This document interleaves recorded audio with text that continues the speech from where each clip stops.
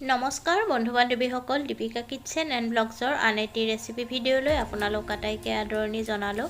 আজি আপোনালোকৰ বাবে চিলি চয়াৰ এটি ধুনীয়া ৰেচিপি লৈ আহিলোঁ। আশা কৰোঁ আপোনালোকে ৰেচিপিটো শেষলৈকে চাব আৰু চাই ভাল পালে ভিডিঅ'টোত লাইক, কমেণ্ট, শ্বেয়াৰ আৰু চেনেলটো যিসকলে এতিয়ালৈকে ছাবস্ক্ৰাইব কৰা নাই, চেনেলটো ছাবস্ক্ৰাইব কৰি কাষত থকা বেল আইকনটো প্ৰেছ কৰি অন কৰি ৰাখিব। তেতিয়াহে মোৰ আহিবলগীয়া ভিডিঅ'ৰ নটিফিকেশ্যনবোৰ আপোনালোকে সৰ্বপ্ৰথমে পাব। আৰু ভিডিঅ'টো চাই যদি আপোনালোকৰ ভাল লাগিছে তেন্তে ভিডিঅ'টো বন্ধু বান্ধৱীৰ সৈতে শ্বেয়াৰ কৰি দিবলৈ একেবাৰে নাপাহৰিব। তেন্তে আহকচোন ৰেচিপিটোৰ মাজলৈ আগবাঢ়ো।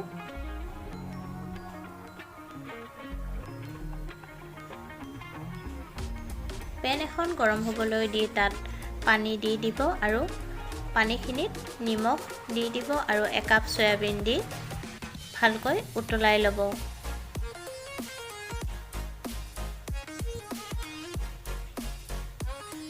চয়াবিনখিনি 10 মিনিটমান সময় উতলাব লাগিব।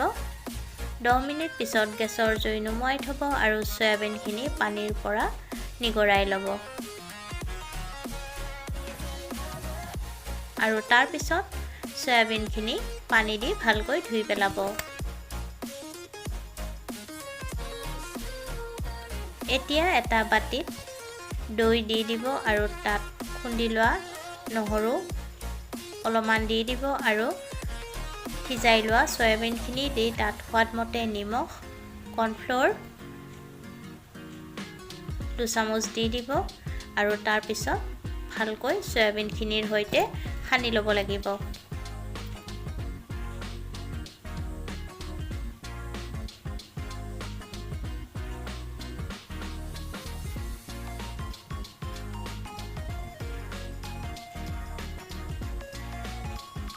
এতিয়া পেন এখন গৰম হ'বলৈ দি তাত সৰিয়হৰ তেল দি দিব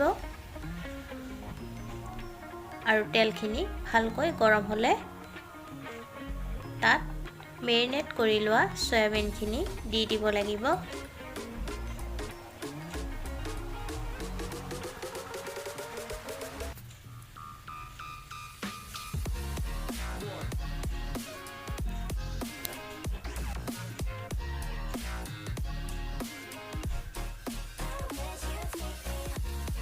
চয়াবিনখিনি ইলুটি কৰি অলপমান সোণোৱালী ৰং হোৱালৈকে ভাজি ল'ব লাগিব।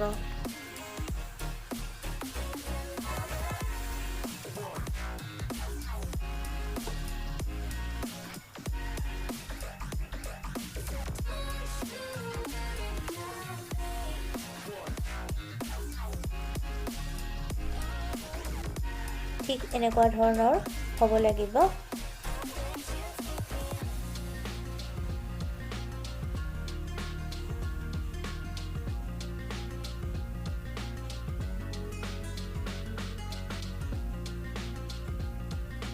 এতিয়া চয়াবিনখিনি থাল এখনত তুলি ৰাখিব।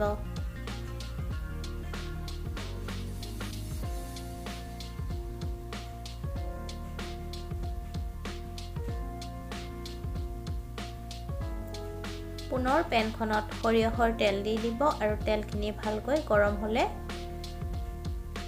তাত মিহি কাটি লোৱা পিঁয়াজ এটা দি দিব, খুন্দি লোৱা আদা নহৰু এচামুচ দি 30 ছেকেণ্ড সময় ভাজি ল'ব লাগিব।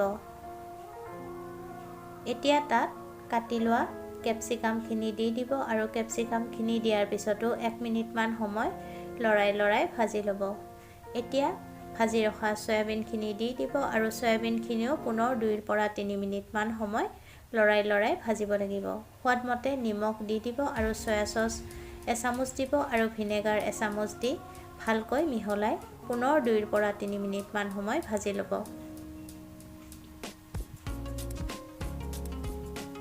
এতিয়া তাত এচামুচ কৰ্ণফ্ল'ৰ গুলি দি দিব লাগিব।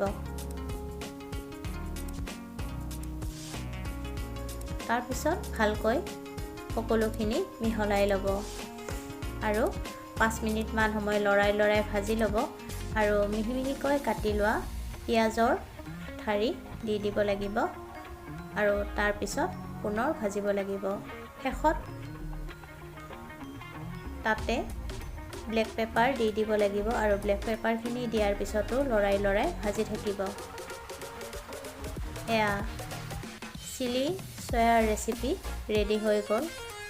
গেছৰ জুই নুমুৱাই দিব আৰু নমাই গৰমে গৰমে আপোনালোকে এই ৰেচিপিটো ভাত, ৰুটি নতুবা পৰঠাৰ লগত বনাই পৰিৱেশন কৰিব পাৰিব।